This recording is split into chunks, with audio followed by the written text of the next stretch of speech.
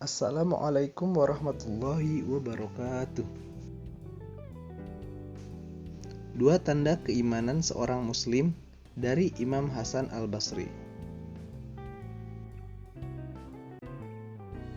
Dalam kitab Al-Basair wa Az-Zaqair, Imam Abu Hayyan At-Tauhidi mencatat sebuah kisah tentang Imam Hasan Al-Basri yang dipertanyakan keimanannya oleh seseorang. Berikut kisahnya.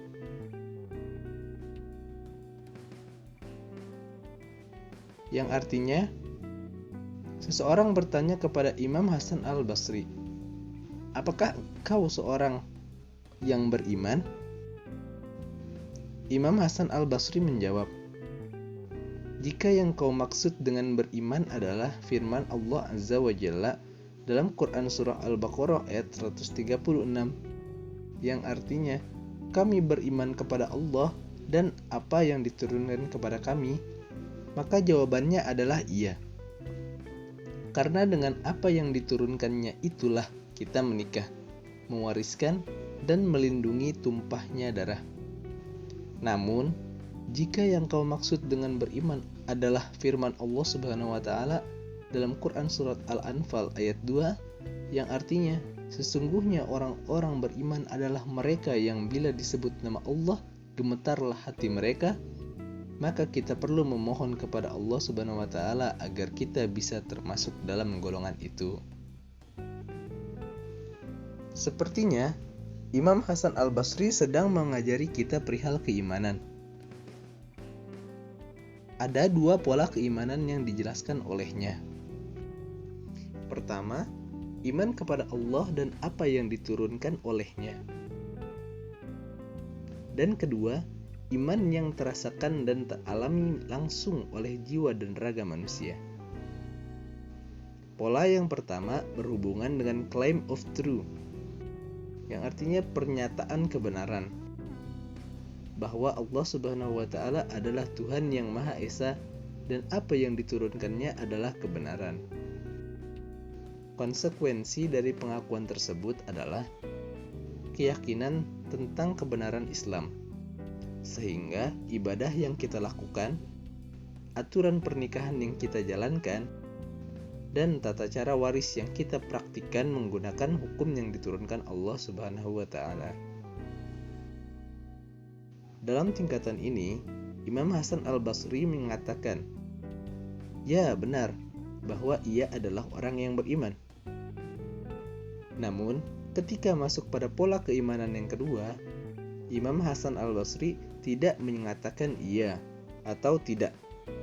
Ia mengungkapkan jawabannya dengan harapan bahwa kita perlu memohon kepada Allah Subhanahu wa taala agar kita bisa termasuk dalam golongan itu. Kita tahu, semua dari kita sudah beribu-ribu kali mendengar azan, mendengar namanya yang Maha Agung, memekikkan takbir, mengujarkan tasbih, mengucapkan sholawat, dan lain sebagainya. Tapi, seberapa sering hati kita benar-benar bergetar ketika mendengar azan atau mendengar namanya yang suci? Kita lebih sering lalai daripada ingat.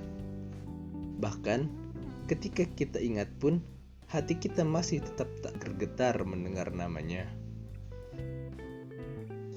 Karena getaran, salah satunya, lahir dari sebuah perasaan cinta dan takut yang mendalam.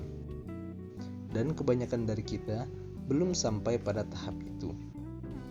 Dalam riwayat di atas, Imam Hasan Al-Basri tidak berani menganggap dirinya sebagai orang yang beriman dari sudut pandang ini.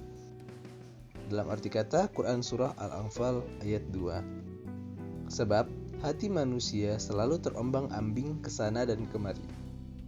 Terlalu banyak anasir yang membauri manusia, baik dari luar semacam gemerlapnya dunia, maupun dari dalam semacam beragamnya watak hati.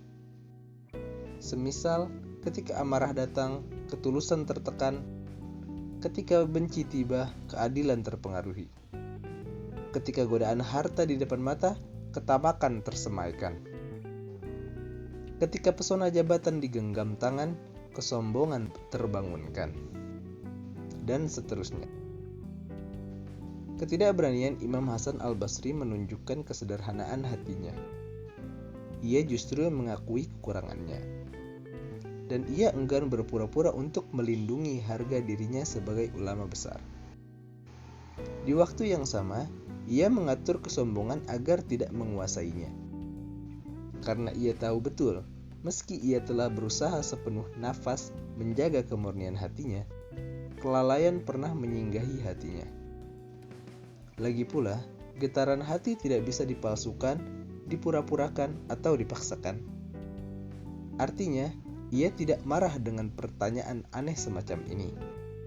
Ia mengedepankan prasangka baik dan turut mendoakan orang yang menanyainya.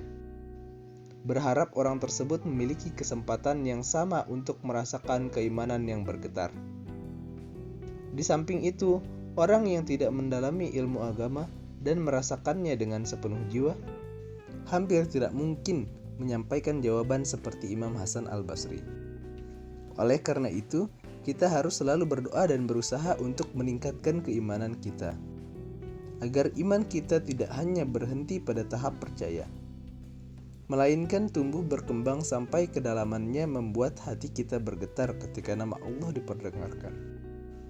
Selama ini, ketika kita mengucap Allahu Akbar, kita gagal mengecilkan diri kita dan gagal mendalamkan maknanya, sehingga tidak jarang kita gampang menyalahkan.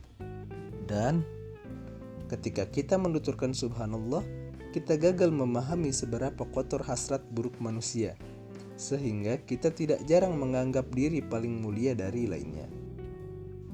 Seperti halnya orang yang menanyakan keimanan seseorang, apalagi yang ditanya adalah seorang ulama besar, salah satu tabi'in yang ternama, Imam Hasan al-Basri. Bisa jadi pertanyaan itu muncul karena orang tersebut melihat Imam Hasan al-Basri melakukan sesuatu, atau bisa jadi karena ia tak mengenalnya. Siapa yang tahu? Akan tetapi, sikap dan jawaban Imam Hasan al-Basri memberikan kita sebuah gambaran bahwa keimanan harus terus dipupuk dan dikembangbiakkan dengan amal kebaikan dan penjernihan hati yang mendalam. Untuk menjernihkan hati, kita harus mengakui watak-watak buruk yang berada di diri kita, seperti sombong, rakus, dengki, dan lainnya. Kita harus kenali mereka, sehingga ketika mereka beraksi, kita tahu bahwa itu mereka, dan kita berjuang untuk menjinakkannya. Tanpa mengakui dan mengenali mereka, kita akan menjadi hamba yang tak sadar ketika kesombongan datang, kerakusan menyerang, dan kedengkian menghadang. Padahal, kita sering melakukan deteksi watak-watak buruk tersebut pada orang lain, dan kita terlihat begitu mudah mengenali dan mengakuinya. Lalu kenapa kemudahan itu tak terjadi untuk diri kita sendiri?